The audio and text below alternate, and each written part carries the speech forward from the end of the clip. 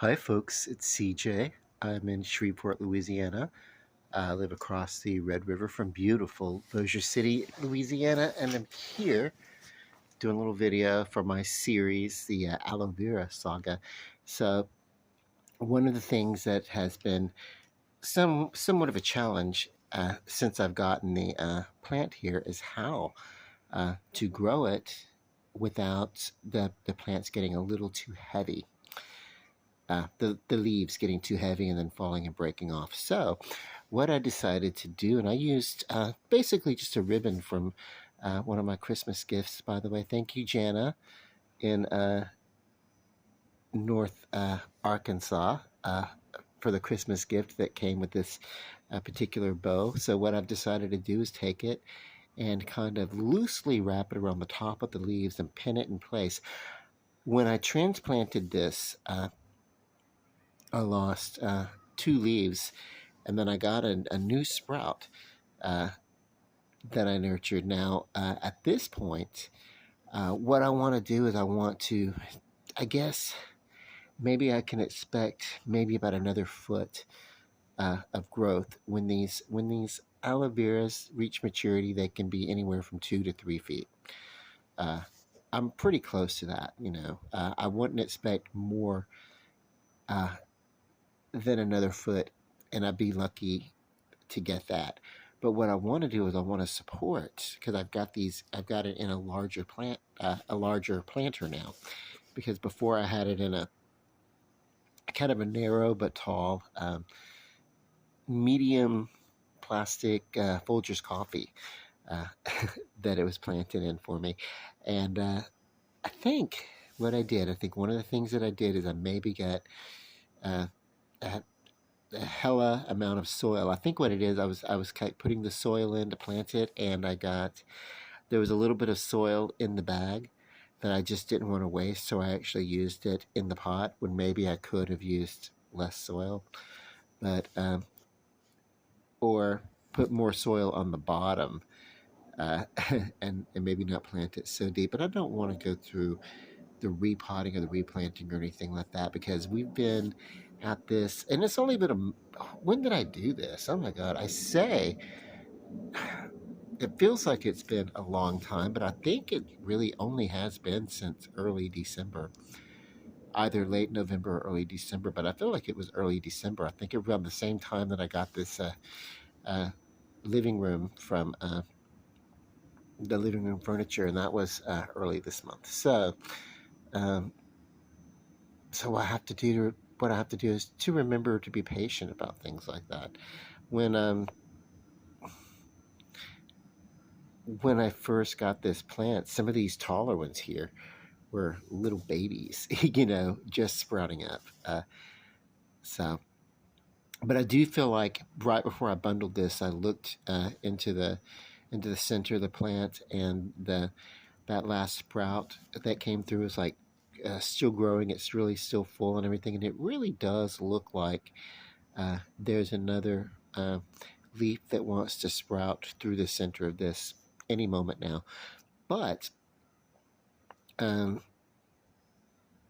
the challenge with that, with heavier leaves, they would grow heavy, and then they would not have support, and so they would grow and they would break off. And another thing that would happen is that they would lie about the edges of either the tin, and I was concerned about them lying on the rocks. That's why I had them braced either by piles of soil or less blunt edges of the rocks, and these little handheld maracas I've been using since I've gotten it.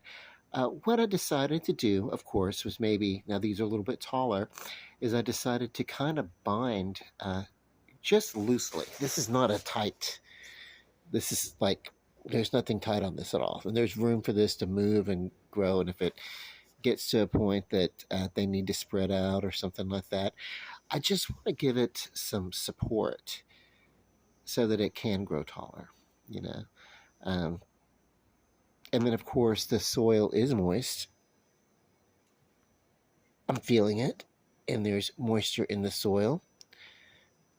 Um, Aloe vera likes a very dry climate with watering uh, only when necessary and as dry as it is on the top. But it's still a little bit moist when I go just underneath the surface.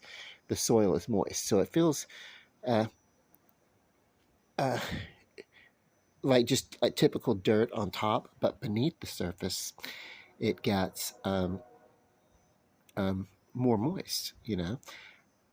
So I know that it still has a plentitude of moisture to absorb and soak into. Um, I probably because I took a little more care with this plant when I transplanted it. It's my first time actually transplanting a plant, myself from one pot to another, and I watched. And what I did was in between the layers of soil, I would put uh, dry fertilizer, uh, and then little bits of moist water on top of that. This was a Miracle Grow soil anyway, and I was using Miracle Grow fertilizer. I guess I don't know. I guess maybe I thought they would work well with each other. They seem to be. The plant seems to be thriving. But yeah, this is what I did. I just kind of like wanted to give the plant support. So I'm going to kind of leave it in this for a while. Uh, and uh, encourage linear growth versus just unfolding. One of the things that will happen with the plant like this, it's very difficult to judge. If you give it too much light, give it too much food, too much water, it will grow and spread, and will have a weaker um, what do you call a weaker skin. And so that weaker skin will break a little bit more easily. They tend to break anyway. I've noticed that just from what I've read and what I've learned about aloe vera, and that's okay.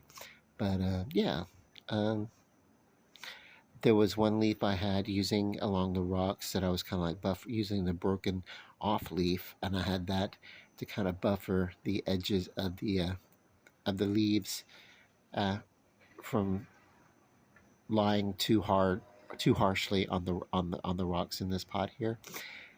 And that I'm glad that I did that until I decided to do this binding solution, and then yeah, that's where we are. Everything's looking good. The plant's looking healthy. I haven't lost any more leaves than when I first transplanted it, but I did lose 2 leaves at the time, and that bummed me out. Uh, but this plant is looking great. So anyway, so where we are, and we'll check back in a few weeks, and we'll see what's up. I do have a liquid Miracle Grow fertilizer for small house plants. Uh, Typically, I like to use a formula that is specifically for succulents. They did not have it at the store, uh,